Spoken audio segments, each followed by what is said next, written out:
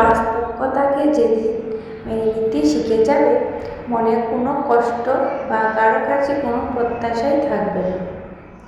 দেখতে দেখতে শেখা যায়, আর বলতে বলতে বলা যায়, আর শুনতে শুনতে উত্তর দেওয়া যায়, আর দৌড়াতে দৌড়াতে জীবনের পথে একদিন একদিন আসবে, যেদিন মনে মনেই বলতে ইচ্ছা করবে, আরে আমি তো সেই মানুষটা, যে মানুষটাকে সবাই দরকারে নিজের স্বার্থে ব্যবহার করেছে।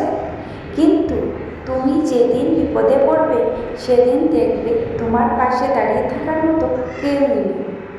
কিন্তু এমন একদিন ছিল, যেদিন সবার বিপদে তুমি ছুটে গিয়েছিলে।